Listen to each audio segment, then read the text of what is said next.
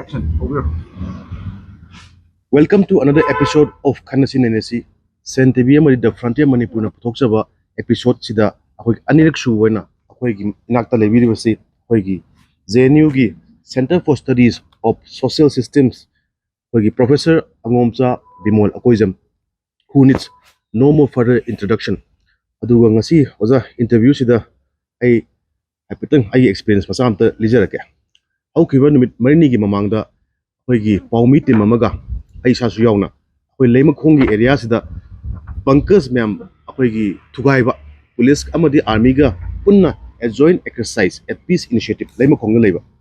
sida is lema khong is hardly like 7 kilometers from the place akoy na masigi mafam je sangal lubu kan sida akoy se we were mobbed, attacked. Maram di Manipur media sida akoy moy thajade bias oy haibagi ofum mayam siyoki damna film du chage de haijabatai ado hujik akoyna leima khong sangma ngamdre 7 kilometers hoigi phayeng sekmai da ngarang nomai kamne chuchanpur changma ngamdre hujik phubala da hoigi farmer ama phagre nong hai hujik ki paune aina hajirip ado east west north south sida leib sing se area sing se loina demarket tawgi moma nakoi sidagi hen changbe yaro akoyna sidagi hen changbe yaro haibagi mom de hujik leinari film se oza masigi kamain ubi in sigi leiba development haita sidi hujik ki laiba conflict na laibagi pot nida aidi permanent oigadabogi pot na te sidi hujik ki conflict gi ne duga hana area sida akoigi ching tam kaina moina khaidok pagi boundary amdi le adugi dugi fluctuation haitare ne moigi adugi pot oina su ubiyai ado primarily hujik ki thokduga hana gi hill valley gi gap leibudu gi pot oina I did my way hill valley gi gap se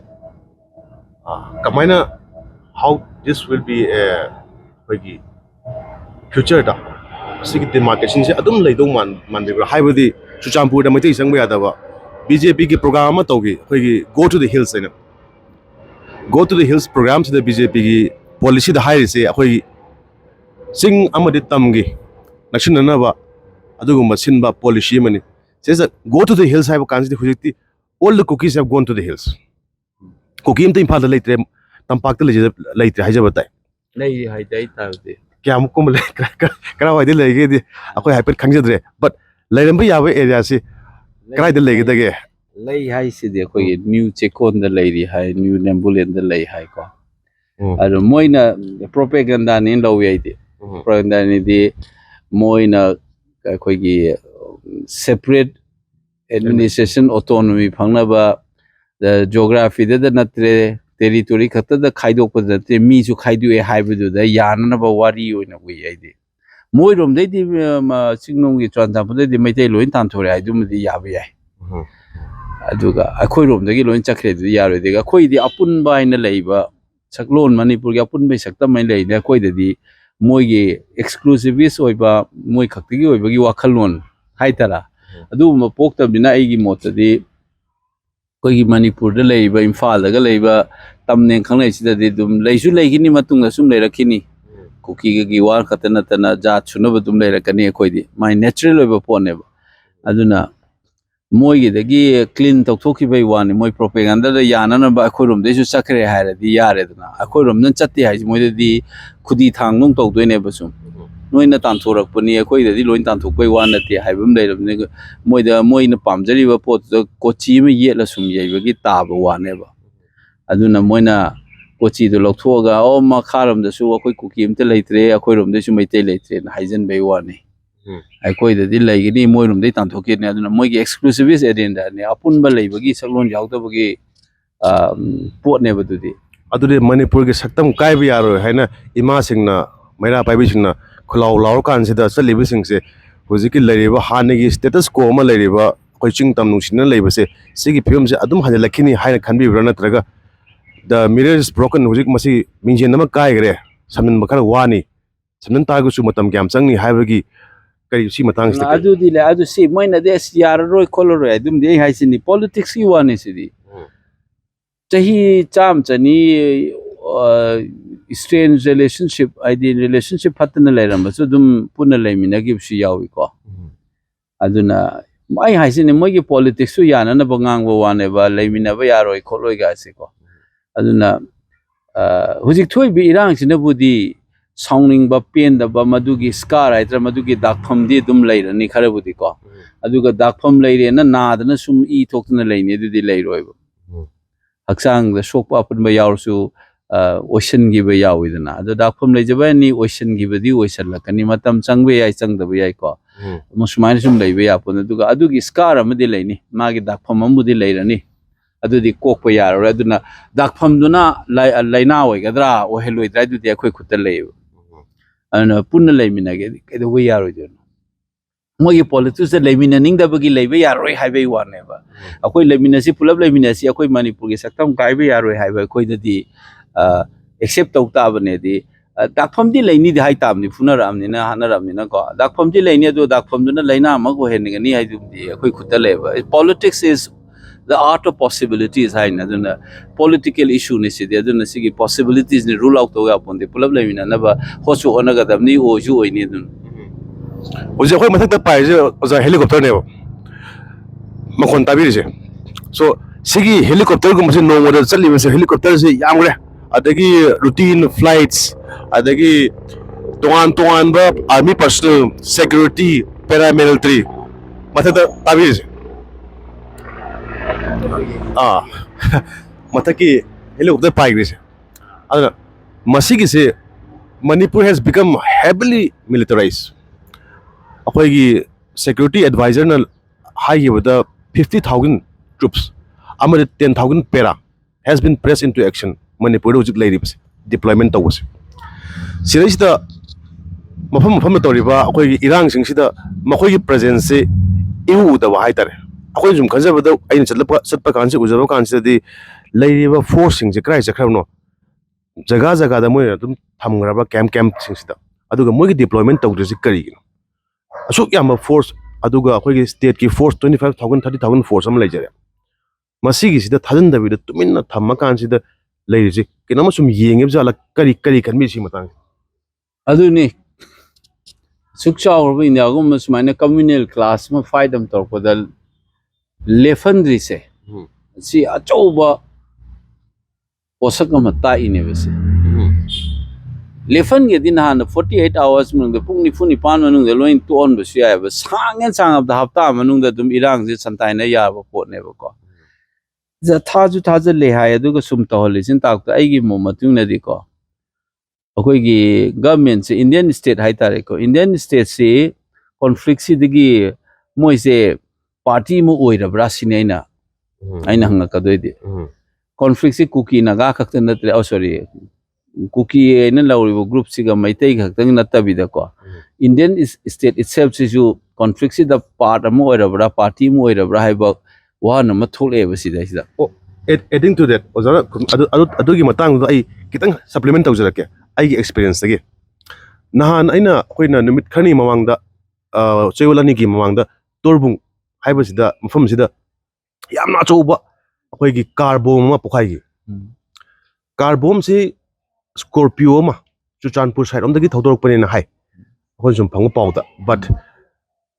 chapchawa khang ngamdri NIA the investigation sinagre state force na police na pai the investigation achouba car bomb akoi gi scorpio na tholokpa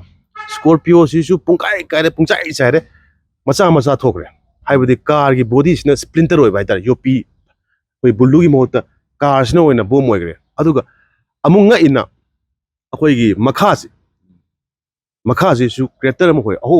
aho ba se akoi gi foot 30 ki sang da horamgani aduga magi athaba sina concrete ni koi gi thong ni na yamdur foot amma makhai gi concrete ne mathak su pokhai ba aduga thong su swai khutha masigi moi technology se mayam na haina isna cookie ne masi plan to ngamgadra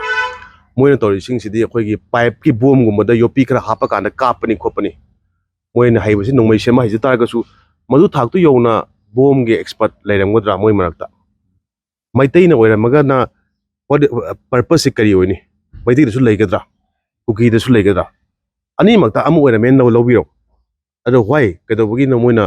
Maitai Pangal gi marakta mu plan tori mise haibagi plan to busida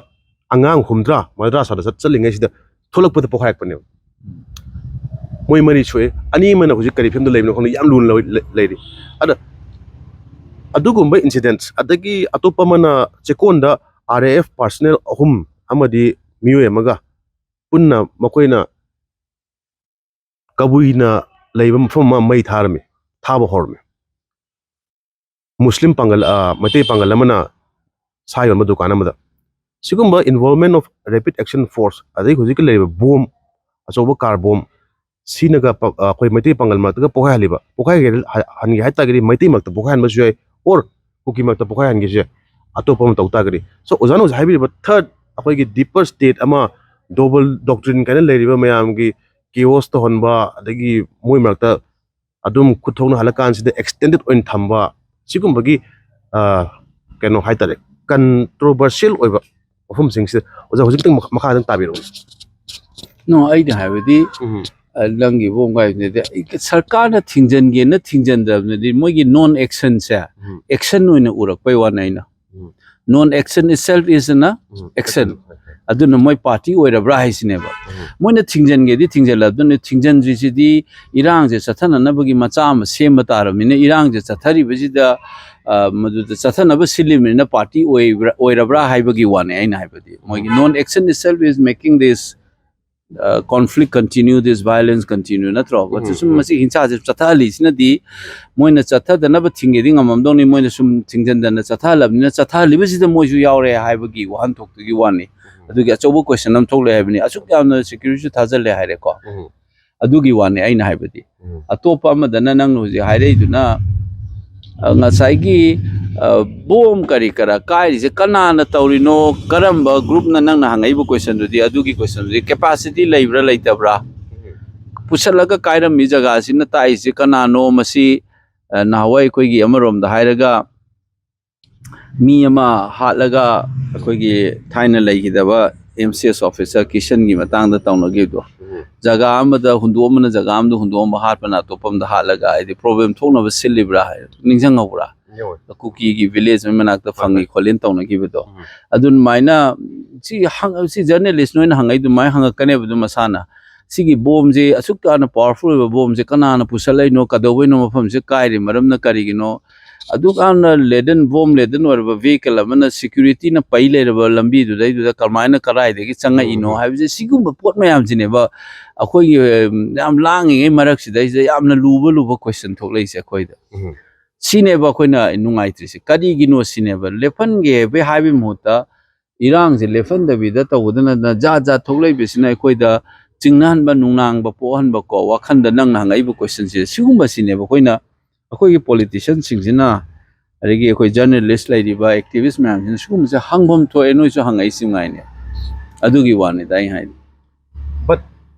what would they gain kai makoi da khudong sa wa kari makoi has state haibiro or deep state haibigebra or India haibigera in the larger perspective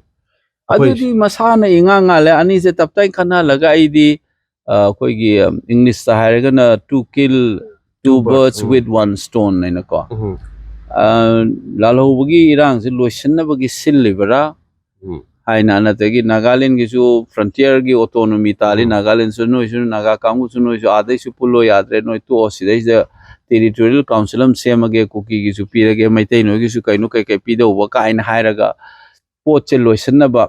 ado yam taseng na sharp oina nai tana na khanadra di hek thuai su nungai tabagi man ba ko taptai khana halaga adugi sharpen boundary do la kanda ko loisan ge gain khanbra anagi koi gi lal hauri ba kambu su kauthoga swaida loina yaholaga mo su yaksal hala kanda border ga je thachalaga coming operation ga tawraga adagi pressure ma piraga mo su mapan da tholak na bra kaina mi yang ngang nei aina tabo ani ko sigi pot mayam sine yengak padadi ainu si harisine ba pot si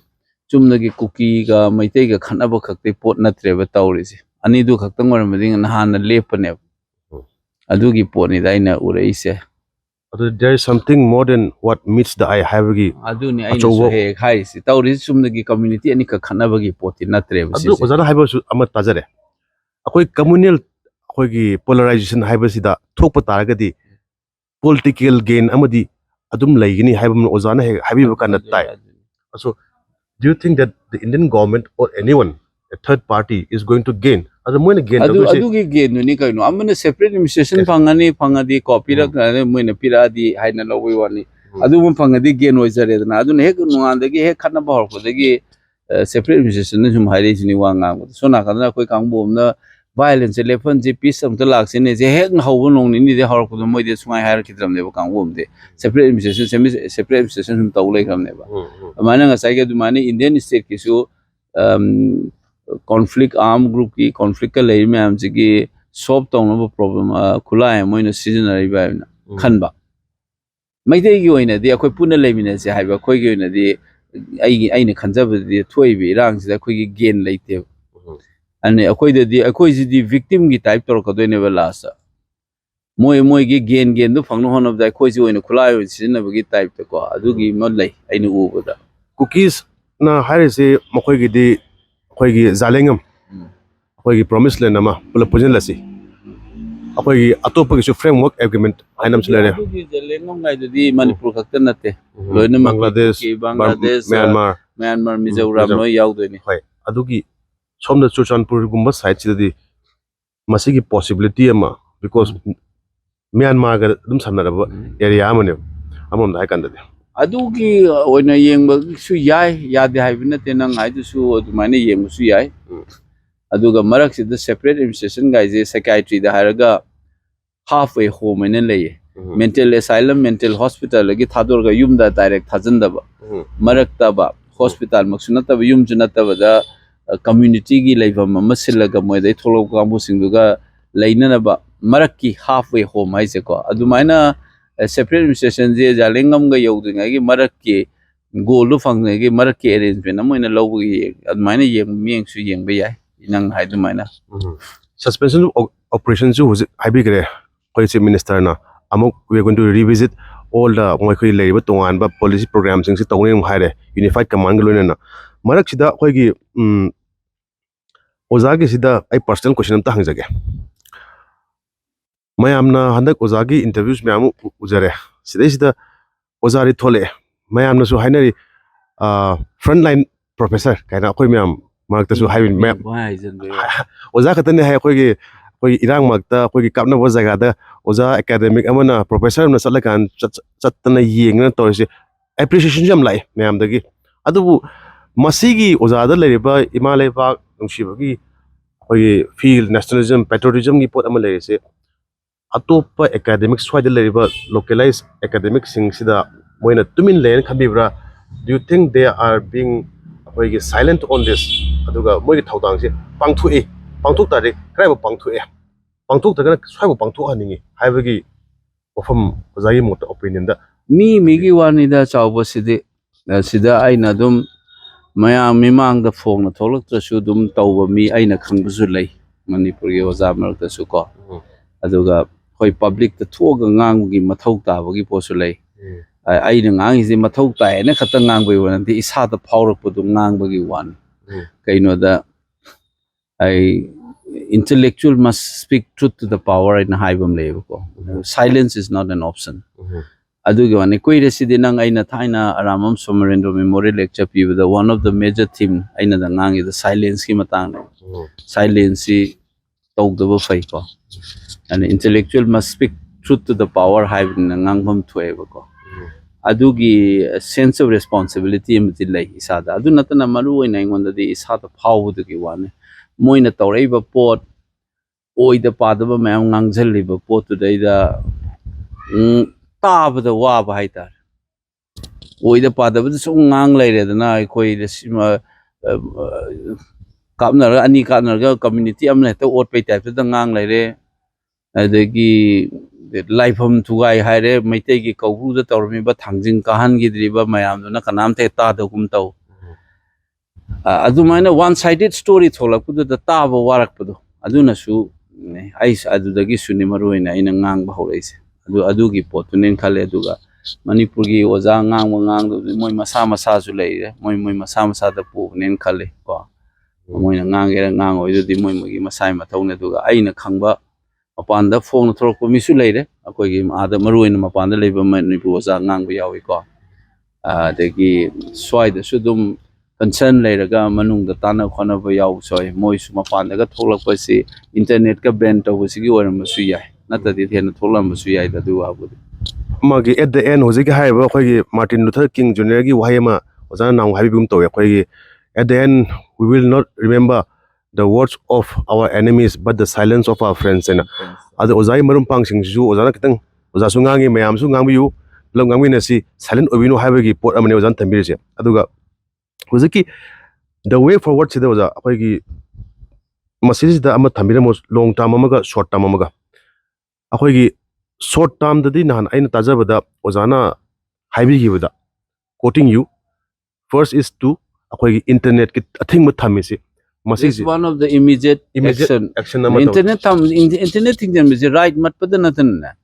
ꯃꯤꯑꯣꯏꯕꯒꯤ expression ꯊꯠꯄꯒꯤ ꯄꯣꯏꯁꯟꯗꯣ ꯑꯗꯨꯅꯦ right ꯃꯠꯄꯒꯤꯗ ꯅꯠꯇꯅ ꯁꯤꯃꯛꯅ ꯍꯧꯖꯤꯛ violence ꯍꯦꯟꯒꯠꯂꯛꯀꯅꯤ ꯍꯥꯏꯕꯒꯤ fearꯗꯨꯗꯤ ꯂꯩꯇ꯭ꯔꯦꯕ ꯑꯩ ꯃꯣꯠꯇꯗꯤ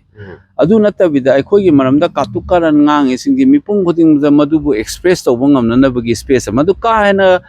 ꯐꯩꯔꯦꯡ ꯇꯨꯔꯦꯡ ꯉꯥꯡꯉꯛꯄ ꯃꯤ ꯌꯥꯎꯔꯒꯗꯤ government can always crack down on them specific cases ꯇ ꯍꯥꯟꯅꯁꯨ ꯐꯥꯕ ꯌꯥꯎꯔꯤꯗꯨꯅꯤ ꯀꯩꯁꯨ ꯀꯥ ꯍꯦꯟꯗꯐꯥꯎꯗ ꯐꯥꯔꯤꯅꯤ ꯅꯠꯇ꯭ꯔꯥ ꯑꯗꯨꯃꯥꯏꯅ ꯇꯧꯔꯛꯇꯗꯤ ꯑꯗꯨꯝ ꯃꯣꯅꯤꯇꯔ ꯇꯧꯔꯒ ꯐꯥꯒꯤ ꯂꯩꯅꯤ ꯑꯗꯨꯕꯨ ꯑꯩꯈꯣꯏꯒꯤ ꯁꯤꯚꯤꯜ ꯁꯣꯁꯥꯏꯇꯤꯅꯁꯨ ꯑꯗꯨꯒꯨꯝꯕ ꯉꯥꯡꯗꯅꯕ ꯍꯣꯠꯅꯅꯕꯒꯤ ꯑꯄꯤꯜ ꯇꯧꯕꯁꯨ ꯌꯥꯏ ꯍꯣꯠꯅꯕꯁꯨ ꯌꯥꯏꯑꯕꯀꯣ ꯑꯗꯨ ꯃꯔꯨꯑꯣꯏꯅ ꯏꯟꯇꯔꯅꯦꯠ ꯊꯤꯡꯖꯤꯟꯕꯗ ꯕꯦꯔꯥ ꯌꯥꯝ ꯇꯧꯔꯤꯁꯦ ꯑꯩꯈꯣꯏꯒꯤ ꯄ꯭ꯔꯣꯄꯦꯒꯟꯗꯥ ꯇꯧꯔꯒ ꯑꯩꯈꯣꯏꯒꯤ ꯂꯩꯄꯥꯛꯇ ꯃꯥꯡꯅꯅꯕ ꯃꯅꯤꯄꯨꯔ ꯃꯥꯡꯅꯅꯕ ꯉꯥꯡꯉꯤ ꯃꯌꯥꯝꯁꯤꯗ ꯈꯨꯝꯅꯅꯕ ꯍꯟꯅꯅꯕꯒꯤ ꯑꯆꯧꯕ ꯔꯤꯁꯣꯔꯁ ꯑꯃ ꯊꯠꯂꯒ ꯊꯝꯕ꯭ꯔꯥ ꯍꯥꯏꯅ ꯂꯧꯋꯦꯕ ꯑꯩꯗꯤ ꯍꯥꯏꯗꯤ ꯁꯥꯇ꯭ꯔ ꯅꯍꯥꯔꯣꯟꯗꯒꯤ ꯊꯕꯛ ꯇꯧꯕꯅꯤ ꯈꯪꯗꯦ ꯇ꯭ꯋꯤꯇꯔꯗꯅꯤ ꯈꯪꯗꯦ ꯁꯣꯁꯤꯌꯦꯜ ꯅꯦꯠꯋꯥꯔꯛꯇꯅꯤ ꯈꯪꯗꯦ ꯑꯩꯈꯣꯏꯒꯤ ꯃꯥꯌꯣꯛꯇ ꯆꯠꯊꯔꯛꯏꯕ ꯄ꯭ꯔꯣꯄꯦꯒꯟꯗꯥ ꯃꯌꯥꯝꯁꯤꯗ ꯍꯜꯂꯒ ꯈꯨꯝꯅꯅꯕꯒꯤ ꯑꯆꯧꯕ ꯂꯝꯕꯤ ꯑꯃ ꯊꯠꯂ ꯊꯝꯖꯤꯟꯕꯗꯧꯅ ꯇꯧꯔꯦꯕ ꯑꯍꯥꯟꯕ ꯅꯧꯔꯤꯉꯩꯒꯤ ꯍꯧꯔꯤꯉꯩꯗꯨꯗꯤ ꯔꯨꯃꯔ ꯁꯟꯗꯣꯛꯇꯅ ꯐꯨꯒꯥꯏꯅꯕ ꯍꯦꯜꯂꯛꯀꯅꯤ ꯍꯥꯏꯕꯒꯤ ꯑꯀꯤꯕ ꯑꯃ ꯂꯩꯕ ꯌꯥꯏ ꯍꯧꯖꯤꯛꯇꯤ ꯑꯩꯒꯤ ꯃꯣꯠ ꯃꯇꯨꯡꯗ ꯑꯗꯨꯒꯤ ꯑꯀꯤꯕꯗꯤ ꯂꯩꯐꯝ ꯊꯣꯛꯇꯦꯅ ꯈꯜꯂꯦꯕ ꯑꯗꯨꯒꯤ ꯅꯦꯆꯔꯗꯨꯗꯤ ꯃꯥꯡꯈ꯭ꯔꯦꯕꯀꯣ ꯑꯗꯨꯒꯤ ꯑꯣꯟꯅ ꯇꯩꯅꯕꯗ ꯍꯧꯖꯤꯛꯇꯤ ꯑꯩꯈꯣꯏꯒꯤ ꯈꯣꯟ ꯊꯥꯗꯠꯂ ꯊꯝꯕ ꯑꯩꯈꯣꯏꯒꯤ ꯄ꯭ꯔꯣꯄꯦꯒꯟꯗꯥ ꯇꯧꯔꯤꯁꯤꯗ ꯈꯨꯝꯅꯅꯕꯒꯤ ꯂꯝꯕꯤ ꯑꯆꯧꯕ ꯃꯁꯥ ꯃꯁꯥꯅ ꯃꯥꯏ ꯃꯣꯕꯥꯏꯜ ꯑꯗꯨꯗ ꯑꯣꯏꯔꯁꯨ ꯈꯨꯝꯃꯛꯄꯗ ꯂꯥꯜꯂꯦ ꯈꯣꯠꯂꯦ ꯍꯥꯏꯕꯒꯤ ꯚꯣꯏꯁ ꯑꯃ ꯊꯣꯛꯂꯛꯄꯒꯤ ꯑꯗꯒꯤ ꯑꯩꯈꯣꯏ ꯅꯨꯡꯁꯤꯅꯅ ꯂꯩꯁꯦ ꯍꯥꯏꯔꯒꯁꯨ ꯃꯗꯨꯒꯤꯁꯨ ꯒ꯭ꯂꯣꯕꯦꯜꯂꯤ ꯑꯩꯈꯣꯏ ꯃꯅꯤꯄꯨꯔꯗ ꯁꯨꯃꯥꯏꯅ ꯉꯥꯡꯕ ꯃꯤ ꯂꯩ ꯍꯥꯏꯕꯒꯤ ꯈꯪꯅꯅꯕꯒꯤ ꯂꯝꯕꯤ ꯑꯃ ꯊꯠꯄꯒ ꯆꯞ ꯃꯥꯟꯅꯩꯕ ꯑꯗꯨꯅ ꯕꯦꯁꯤꯛ ꯐ꯭रीꯗꯝ ꯑꯣꯐ ꯁ꯭ꯄꯤꯆꯀꯤ ꯊꯤꯡꯖꯤꯟꯕꯗ ꯅꯠꯇꯅ ꯑꯩꯗꯤ ꯃꯁꯤꯗꯤ ꯑꯇꯨꯕ ꯃꯇꯝꯗ ꯌꯥꯔꯒꯗꯤ ꯈꯨꯗꯛꯇ ꯃꯁꯤꯗꯤ ꯂꯧꯊꯣꯛꯄꯤꯕ ꯐꯩꯌꯦꯅ ꯈꯜꯂꯤ ꯏꯟꯇꯔꯅꯦꯠꯀꯤꯁꯦ ꯑꯗꯨꯀꯥꯟꯗ ꯄꯥꯎ ꯐꯥꯎꯅꯗꯕꯁꯨ ꯐꯥꯎꯕ ꯌꯥꯔꯛꯀꯅꯤ ꯑꯗꯨꯒ ꯑꯩꯈꯣꯏꯒꯤ ꯑꯦꯡꯖꯥꯏꯇꯤ ꯂꯩꯔꯤꯕ ꯄꯥꯈꯠꯅꯔꯤꯕ ꯃꯌꯥꯝꯁꯤꯁꯨ ꯐꯣꯡꯗꯣꯛꯈ꯭ꯔꯗꯤ ꯈꯔ ꯐꯩꯗꯅ ꯑꯗꯨꯅ ꯃꯁꯤ ꯑꯩꯒꯤ ꯏꯃꯤꯗꯤꯌꯦꯠꯀꯤ ꯋꯥꯅꯤ ꯑꯗꯨꯅ ꯏꯟꯇꯔꯅꯦꯠꯇꯀꯣ ꯑꯗꯒꯤ ꯚꯥꯏꯂꯦꯟꯁꯀ ꯇꯧꯔꯤꯕꯁꯤ ꯀꯥꯞꯅꯔꯤꯅꯦꯅ ꯇꯧꯔꯤꯁꯤ ꯍꯧꯖꯤꯛ ꯃꯣꯏꯅ ꯀꯩꯗꯧꯔꯛꯀꯗꯣꯏꯅꯣ ꯍꯧꯖꯤꯛ ꯄꯦꯔꯥꯇ꯭ꯔꯨꯄꯔꯒ ꯆꯪꯉꯛꯑꯦꯒ ꯍꯥꯏꯁꯤ ꯂꯥꯂꯣꯡꯁꯦ ꯑꯩꯈꯣꯏꯅ ꯎꯕꯗꯗꯤ ꯖꯥꯠ ꯎꯔꯦꯕꯀꯣ ꯄꯦꯔꯥꯇ꯭ꯔꯨꯄꯔ ꯆꯪꯉꯛꯏ ꯃꯔꯝ ꯀꯔꯤꯅꯣ 50,000 ꯄꯤꯛꯈ꯭ꯔꯕ ꯂꯝꯁꯤꯗ ꯃꯤ ꯑꯗꯨ ꯌꯥꯝ ꯊꯥꯖꯤꯜꯂꯛꯏꯁꯤꯗꯤ ꯑꯗꯨ ꯅꯪꯅ ꯉꯁꯥꯏ ꯄꯟꯕꯗ ꯅꯨꯡꯉꯥꯏꯇ꯭ꯔꯗꯤ ꯑꯩ ꯉꯥꯏꯍꯥꯏꯁꯤꯅꯤ ꯈꯠꯅ ꯆꯩꯅꯕꯁꯤ ꯊꯤꯡꯉꯒ ꯂꯦꯞꯍꯟꯕꯒꯤ ꯃꯍꯨꯠꯇ ꯆꯠꯊꯍꯟꯕꯒꯤ ꯇꯥꯏꯞꯇ ꯃꯣꯏꯅ by their own inaction their inaction is an action that allows this violence to continue ꯍꯥꯏꯕꯅꯤ ꯑꯩꯅ ꯍꯥꯏꯖꯕꯗꯤꯀꯣ ꯑꯗꯨꯗ ꯅꯠꯇꯅ ꯀꯥꯔꯟ ꯇꯨꯔꯟ ꯇꯧꯗꯅ RAF-ꯅꯒ ꯃꯩ ꯊꯥꯕꯃꯨꯛ ꯇꯧ ꯑꯗꯒꯤ ꯚꯤꯗꯤꯑꯣ ꯎꯕꯗ ꯑꯥꯂꯩꯉꯥꯏ ꯎꯕꯅꯤ ꯀꯥꯔꯒꯤ ꯃꯤꯡꯖꯦꯟꯒ ꯊꯨꯒꯥꯏ ꯇꯧꯔꯤꯁꯦ ꯃꯣꯏ ꯑꯃꯅꯤ ꯁꯁꯄꯦꯟ ꯇꯧꯋꯦꯁꯦ ꯁꯤ ꯁꯁꯄꯦꯟꯁꯟꯗꯨ ꯅꯠꯇꯦ ꯃꯁꯤ ꯁꯤꯔꯤꯌꯁ ꯔꯤꯚ꯭ꯌꯨ ꯑꯃ ꯆꯪꯉꯦꯕ ꯀꯔꯤꯅꯣ ꯃꯣꯏꯅ ꯇꯧꯔꯛꯏꯁꯦ ꯑꯗꯨꯒꯤ ꯄꯣꯠꯇꯨꯅꯦ ꯏꯟꯗꯤꯌꯥꯒꯤ ꯃꯐꯝꯗ ꯑꯝꯇ ꯇꯥꯗ꯭ꯔꯤꯅ ꯂꯧꯋꯦꯕ ꯑꯃꯅꯤ ꯌꯥꯎꯏ ꯗꯦꯜꯂꯤꯒꯤ ꯔꯥꯏꯠꯇ ꯄꯨꯂꯤꯁꯅ ꯆꯣꯡꯈꯠꯂꯒ CCTV ꯊꯨꯒꯥꯏꯕ ꯃꯣꯏꯅ ꯇꯧꯕꯗꯨ ꯎꯗꯅꯕ ꯊꯨꯒꯥꯏ ꯈꯣꯠꯀꯥꯏꯕ ꯁꯤꯗꯤ ꯑꯗꯨ ꯅꯠꯇꯦꯕ ꯁꯤꯗꯤ ꯃꯤꯆꯝ ꯄ꯭ꯔꯖꯥꯗ ꯅꯨꯡ ꯂꯪꯖꯟꯒꯨꯝꯕ ꯇꯧꯕꯒꯤ ꯚꯤꯗꯤꯑꯣ ꯎꯏꯕꯀꯣ ꯁꯤꯅ ꯐꯔꯛ ꯇꯥꯕ ꯌꯥꯝ ꯂꯩ ꯁꯤꯅ ꯑꯩꯈꯣꯏꯒꯤ ꯏꯃꯤꯗꯤꯌꯦꯠꯇꯗꯤ ꯁꯤꯒꯨꯝꯕꯁꯤ ꯏꯟꯀ꯭ꯋꯥꯏꯔꯤ ꯇꯧꯗꯅ ꯈꯣꯠꯇꯅ ꯁ꯭ꯇꯦꯞ ꯈꯔ ꯂꯧꯈꯠꯄ ꯐꯩꯀꯣ ꯑꯗꯒꯤ ꯃꯌꯥꯝꯒꯤ ꯆꯥꯅ ꯊꯛꯅꯕ ꯍꯤꯗꯥꯛ ꯂꯥꯡꯊꯛ ꯐꯪꯗꯕꯒꯤ ꯄ꯭ꯔꯣꯕ꯭ꯂꯦꯝ ꯊꯣꯛꯂꯛꯈꯤꯅꯤ ꯁꯤꯒꯁꯨ ꯁꯤꯒꯨꯝꯕꯁꯤꯅ ꯏꯃꯤꯗꯤꯌꯦꯠ ꯀꯟꯁꯔꯟ ꯀꯧꯋꯦ ꯂꯣꯡ ꯇꯥꯝꯗꯗꯤꯅꯦ ꯑꯩꯒꯤ ꯃꯣꯠꯇ ꯃꯅꯤꯄꯨꯔꯁꯤꯗ ꯁꯤꯡꯆꯦꯞ ꯊꯥꯗꯅ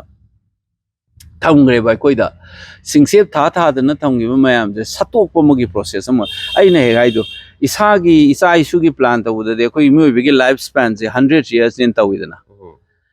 ꯂꯩꯄꯥꯛ ꯑꯃ ꯅꯠꯇ꯭ꯔꯒ ꯈꯨꯟꯅꯥꯏ ꯑꯃꯒꯤ ꯑꯣꯏꯅꯗꯤ ꯑꯩꯈꯣꯏꯒꯤ ꯂꯥꯏꯐ ꯁ꯭ꯄꯦꯟꯁꯦ 1000 ꯈꯟꯒꯗꯕꯅꯦꯕ 1000 years ꯂꯩꯌꯦꯅ aduna akoi dang asit nangi ba mayam chi 1951 guys akoi pok chingai gi thabang na dagi hauraki ba policy colonial matam ne haurkai je it's a long time ago chahi chamu gi mamang thor ke ju hujik nangi ne ba da sa je natra adumai tong na akoi na chu akoi gi lifetime nu uba phangraga chu thajalami ba singchep ching tam gi segai na ba there are a lot of falsehood me am lai ba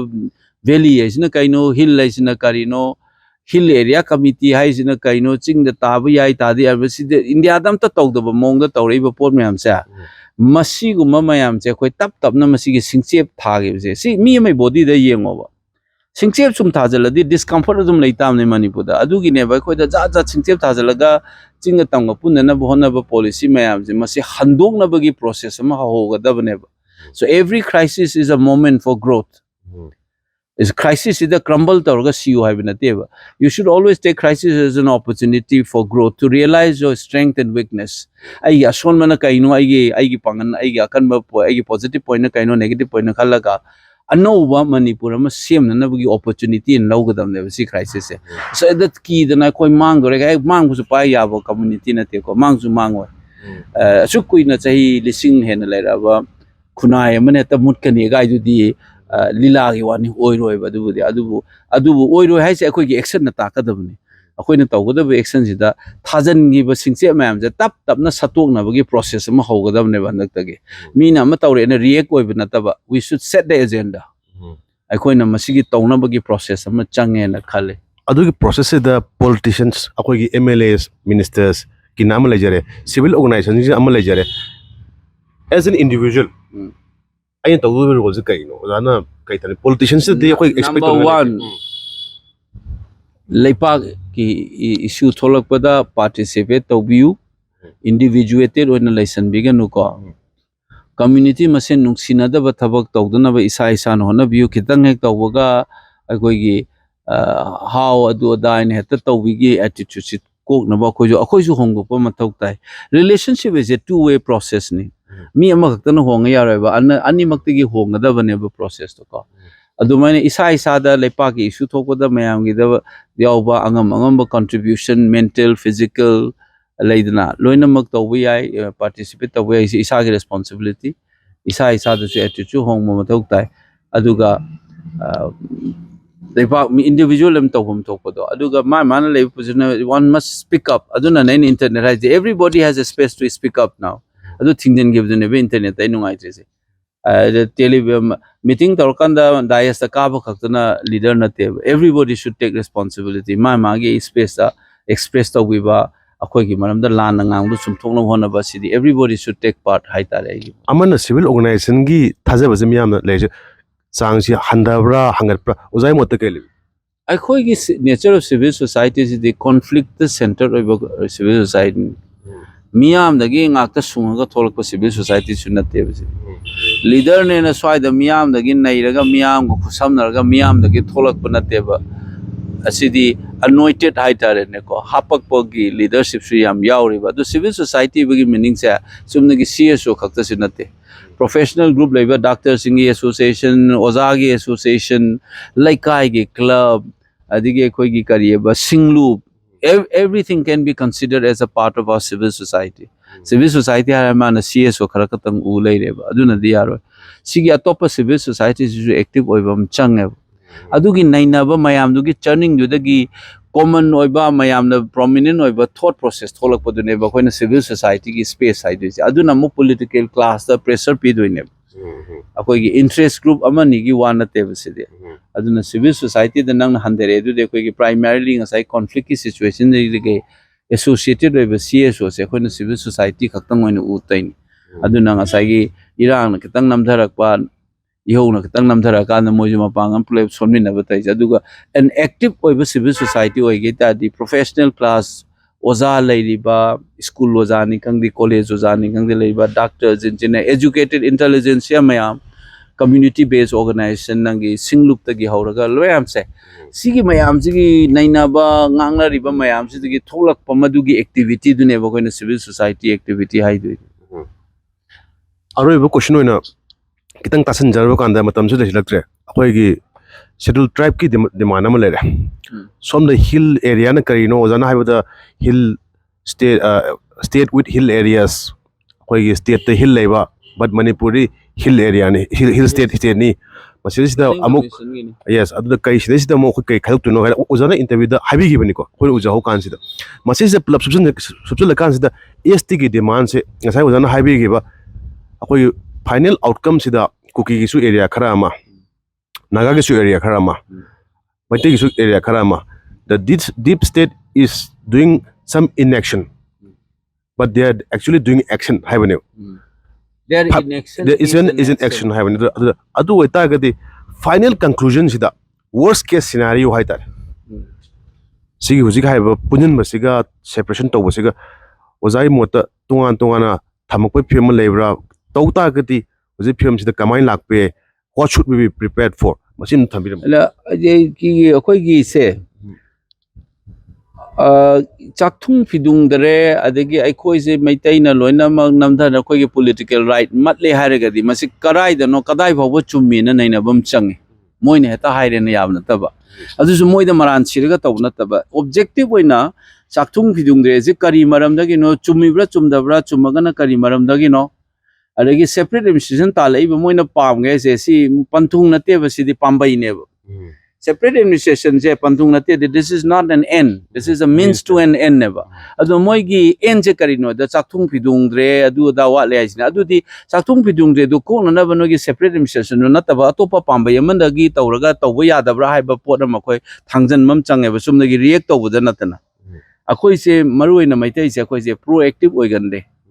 reactive oeba mi ne hek tawraga akoi sum kumba se integration tawge yaroi adagi separate administration yaroi sumna koi reaction ne basidi akoi no alternative oina set tawgadam ne agenda jadun hoji haige dosi manipur da leiba miyam singje chakthung bidung manaba thakta lakna ba kari tawbagi mathau tage haina akoi no proposal ma thamba ma change ba moi da yaroi khatanga ba pibam ju tokte ba ko ado kaino dam ain haido there is a means to an end ba pamba yam ne ba moi panthung ma yongna ba panthung do moina chakthung bidung da bagi oina tan bo eraga de chakthung bidung de do atopa process am da su ya ai na min sama pamba yam season raga sumaina alternative proposal kha changanen khali adagi ainu jaiba akoi gi rationalization tawde ba khamba administration the reasonable oi da ba pot yam tawre ba ching aina jai da tampa ka thangnab da leiba ching khara ta lai re adu district amada hapchel aduga kathen dagina hospital dagina school college ka na thangnaba tampak tu da loin tamaga di sigi chingje kaidobagi district amadu yaudoi no chinghong baw bal sigi district sigi plan tawda lambi thajalani sidana ung thararoi sida leiba mi myam su kathen ka abde kaidi sida loin kare hospital le si loin tawrabina sugumba macha sadar hill ni gaina hapchel leba ching mayam che valley ase karino na demarket phajanang ta taw manipur da technique google namaga yengara valley is manipur ge oval shape valley ai je kadai bhau lei sigi area je no na tugai ge har kana worst case na the valley jong ta chumnang ta yat piramu aduga ngasai gi rationalize jong ta taw ngasai gi thangnab da ching ni tongkhal ei khuding ni tongan thamaga real life ki issue da na kathen dagina school dagina hospital dagina thangnaba tampak tu da loin taw leraga di hairiba ching macha makhal ke ka be ukhru nukhul gi wa nate koi haise so ida southern na ching chairi myam ji di tampak se da punjan laga thamaga na valley jong ta demarket taw na taw ma changanen khale koi worst case scenario da machem che tugai ga raga tugai da na badi koi di cheng tabne aduga moina territorial council ta di valley jong ta clearly jong ta define taw biu aduga leiriba mayam se sida di akoi chingmi ju kari su loi yaw ne ba atopa community so akoi punna leijage noi tokhai taning kamu tar moi ju hayeng muslim gi demand torga pakistan and semurga bangladesh pakistan kai do adu hujik within pakistan ju punjabi sin adagi northwestern frontier gi tribal sing amata mana ponde khana dan lei dumaina noi khana jale horo koi di pulap leimina ba ngam da valley jang da bajana de market of valley je kai buk sing nong te yeng tam ne google thagale yeng adi nang suran chambo bo valley sing doi ni adu valley jang da tawbio na adu noi hill area ga ju di mlr ni khang di constitution amend torga tawbu ya ba ngak te ni valley ne law thokhaloi parliament constitution semdo noina thugai ge torga di worst case scenario wani ko aija valley bhajan ta mark tau rationalize ta tau ching macha manak ta lei jin noina jeta tongkhala ena ta ji noi si tongkhali ba mam to te yum khadang wang wa jin ching kau ge haira ba kitang kiti tong na ching ne tai ba lai pung jing lei adu nei haiji isa gi on hingon da lei ja ba Kato kana no. Leipung dubu kenu na sumangi pada tiana saman kazan ga haira ga di fima mamso eva gyan tabra adu gi potu na na veli se fazana to clarify taw bam chang adu ar ga di ko adu gi fimam do yogdinga da administrative rationalization changi moina genuinely complain taw je genuine war ta ga di address taw ga ni sidi ching tam nusi da ba kuki ranaga maitai adu gi community nga ngoi matok ta de ba everybody deserves dignity and well-being. And moina fangdre chaktung bidung jai ja kamaina fangan ga de ga no alternative ma tham changina aduna tabida to khai taning bagi community masen khana na bagi da adu da yumpham moi ba separate administration du di mokoi ju mang ja ni akoi puna ma ke ju mang na du di thingma mam thoi. At the end oda yanunga jare matam ngak pi bagi akoi si studio su leitabina akoi mapadan taw jare sound ka nungai ba nungai tabadi khangel je adu anyway khoji ki ozana highway du ni hena maru ori se setting you one taba adugo on a conclusive note would you like anything to add for the public? Nothing. Be optimistic. I sahi lising ani human here ba community ne ta thoe siwe abjante adubo akoi gi ason ba khango bata akoi je proactive oi gande reactive yam oi aina khan ba over the years yanga ba poni ko arigi waiku culture hai nei ko adu tok do fai leipa ki chiri ba tarming je da ko leipa ki lan hai ba ma ningthau khubam gi lan hai bam ga lan ani si yanjanara kanda kangkhong chai do re chahi taret khuntak pagi chahi chani suba kumon palon ne koi hujik leise lising amaga chanipan tarama pandena lising amaga chanipan kun ga taruk phau da leigi ba chahi taret khuntak du gi chahi chani suba gi mayai ne koi hujik leise this is 23 26 ta complete ho jeni chahi taret khuntak pagi chahi chani suba kumon palon che chaurjin marjit khatna ki badagi awade landara kai highway type ta ningthau kubam dagi tauraga leipa kang khoi chang bi phibam ma ta bu magi mami haipe pesu ui si tawdabana phayena khali aina si ba de mayam no si tahan da phai. So on this odd akoi note sida ozana highway se let's all be optimistic akoi thona haloi si try ne hekta akoi hekta kunai sing Manipur kai ba yabas nate haina ozagi aduba mot thambire. Well, thank you so much. We look forward to seeing you again. Aduga akoi personal na hajab amadadi oza si hayeng nguma satkani haina taji amu hanna amu lakpi ni haina su akoi thajab thamjari maramdi oza khoi amu hanna lakpa su mathau tai bra haina su khanjari ba tai. Thank you.